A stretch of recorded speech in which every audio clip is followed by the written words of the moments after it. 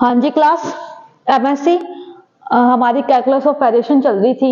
इधर देखो एक डेरिवेशन लिखा हुआ है, find the shortest curve joining two points x1 y1 and x2 y2। सीधा सीधा डेरिवेशन आएगा, इंपॉर्टेंट डेरिवेशन है, आने वाला डेरिवेशन है, इसलिए समझोगे। ठीक है, find the shortest curve joining two points. तो हमने ले लिए 2 points, let a x1 y1 and b x2 y2 be given 2 points and let s be the length of arc joining the point a and b। ये point a है, ये point b है, इनसे बनके कोई आर्क बना हुआ है और यहां से एक शॉर्टेस्ट कैसा होगा जब एक लाइन में जाएंगे हम। ठीक है, तो एक पॉइंट से दूसरे पॉइंट पे जब एक सीधी लाइन में जाते हैं तो वो होता है शॉर्टेस्ट कर्व। शॉर्टेस्ट कर्व होगा तो शॉर्टेस्ट उसकी क्या होगी, लेंथ होगी, है ना। तो इक्वेशन किसकी आनी चाहिए, कर्व की इक्वेशन कैसे आनी चाहिए, स्ट्रेट लाइन की इक्वेशन आनी चाहिए हमारे पास। ठीक है, तो हमें लास्ट में इक्वेशन कौन सी लेके आनी है, स्ट्रेट लाइन की। तो ये a और ये b, ठीक है। तो सबसे पहले हमने क्या किया, s ले लिया, उसकी आर्क की लेंथ। तो s is equal to x1 x2 ds, है ना। तो इसकी लेंथ क्या होगी, 1 प्लस वाई डैश का स्क्वायर 1 प्लस डी वाई अपन में dx का। लेंथ ऑफ आर्क क्या होता है, रूट में 1 प्लस डी वाई अपॉन में dx का होल स्क्वायर होता है। ठीक है, तो f x y y dash curve कैसा है, 1 प्लस वाई डैश का square. First form of Euler equation del F upon में D Y minus D upon में dx डेल एफ अपॉन में del Y dash is equal to 0। y तो है नहीं function में, तो ये कैसा हो जाएगा, 0 बचेगा क्या, ये d by D X del F upon में del Y dash is equal to 0। अब क्या किया, बोथ साइड इंटीग्रेशन किया, डेल एफ अपॉन में del Y dash is equal to 0। D और डी बाई डी एक्स से इंटीग्रेशन से differentiation cut गया, डेल एफ अपॉन में del Y dash is equal to C. F का Y dash के with respect partial differentiation करो तो root का क्या होगा, 1 अपॉन में 2 1 प्लस वाई डैश का स्क्वायर वाई डैश का स्क्वायर का 2 Y dash is equal to C. 2 से 2 का कट गया, Y dash is equal to C 1 plus Y dash का स्क्वायर। बोथ साइड क्या कर दिया, square. Y C square Y dash square को उधर लेके आए is equal to C square Y dash square common ले लिया, Y dash square is equal to C square 1 minus c square. Y dash is equal to root में c square 1 minus c square, इसको क्या नाम दे दिया, c1। ठीक है, y dash is equal to c1, equation number 2। Y dash का मतलब क्या होता है, dy by dx is equal to c1। dy is equal to c1 dx, integration करो, y is equal to c1 x plus c2, equation number 3। अब ये equation आई है y is equal to c1 x plus c2। तो अब points ले लो, जब ये लाइन जो है वो x1 y1 पे होगी तो y1 is equal to c1 x1 plus c2, equation number 4 and y2 is equal to c1 x2 plus c2, equation number 5।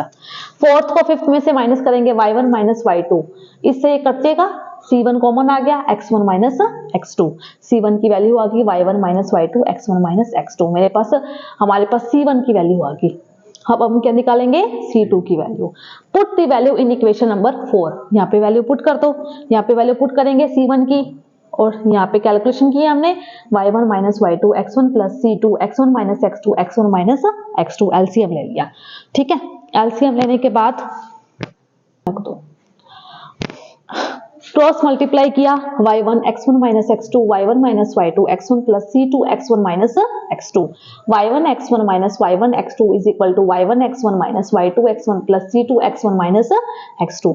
y1 x1 से y1 x1 कट गया, c2 की वैल्यू आ गई y2 x1 minus y1 x2, ये उधर चला जाएगा, plus हो गया, माइनस नीचे आ गया x1 minus x2।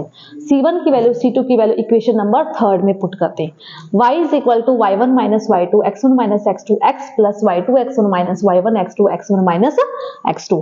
x1 minus x2 same LCM है तो क्रॉस मल्टीप्लाई होगा, y1 x minus y2 x plus y2 x1 minus y1 x2। y x1 minus y x2 is equal to y1 x minus y2 x plus y2 x1 minus y1 x2। Adding करेंगे both side, minus y1 x1, ये ध्यान में रखना पड़ेगा। क्या add किया, minus y1 x1, ऐसे का ऐसे लिखा हुआ है, ये देखो माइनस y1 x1 और माइनस y1 x1। ठीक है, ये दोनों साइड क्या किया, ऐड किया, और y1 x2 जो था मेरे पास वो माइनस का था, इधर आके क्या हो गया, प्लस का, y1 x plus y2 x1 minus y1 x1 minus y2 x, ये ऐसे कैसे पड़ेगा। ठीक है, अब इन दोनों में से फर्स्ट और थर्ड में से कॉमन निकाला x1, सेकंड और फोर्थ में से कॉमन निकाला x2, is equal to y1 minus y2। First और फोर्थ में से कॉमन निकाला है x, सेकंड और थर्ड में से कॉमन निकाल दिया x1। ठीक है, फर्स्ट और थर्ड, सेकंड और फोर्थ, फर्स्ट और फोर्थ, सेकंड और थर्ड, इन दोनों में से फिर सब में से कॉमन आएगा y minus y1, x1 minus x2, सब में से कॉमन आएगा y1 माइनस y2। तो y माइनस y1 इधर पड़ा रहेगा, x1 माइनस x2 नीचे आएगा।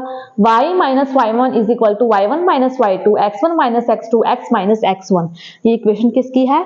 स्ट्रेट लाइन की इक्वेशन। ये इक्वेशन कैसी है? Equation of straight line. ये इंपॉर्टेंट है derivation. Find the shortest curve joining two points x1 y1 and x2 y2। Derivation देखो, एक आपके बोर्ड पे लिखा हुआ है, इंपॉर्टेंट है। Show that the shortest line between any two points on a cylinder is a helix. Show करना है कि सिलेंडर के ऊपर कोई भी दो पॉइंट्स को मिलाने पे सबसे छोटी लाइन क्या कहलाती है? हेलिक्स। हेलिक्स का मीन्स क्या होता है? जब कोई कुंडली की तार लपेटते रहते हैं हम सिलेंडर के ऊपर, उसको क्या बोलते हैं? हेलिक्स बोलते हैं।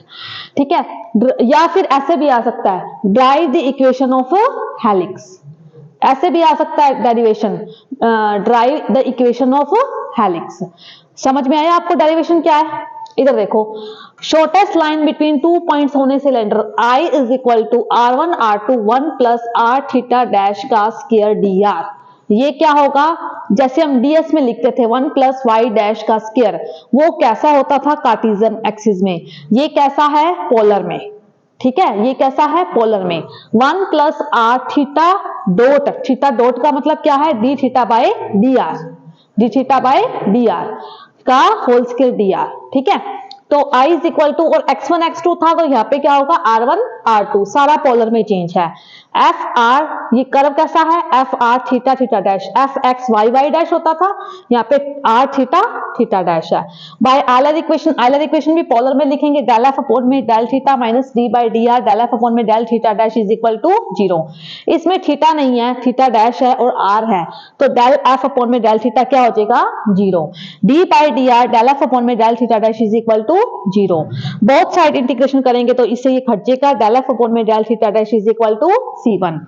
f का थीटा डैश के विद रिस्पेक्ट करो तो 1 अपॉन में 1 प्लस आर थीटा डैश का square is equal to C1। 1 upon में 2 1 plus are theta dot square, और आर स्क्वायर का r square, theta dot square का 2 theta dot is equal to C1। Both side square कर दो, 2 से 2 cancel हो गया, आर की स्क्वायर का आर की 4 theta dot square 1 plus are theta dot का square is equal to C1 square.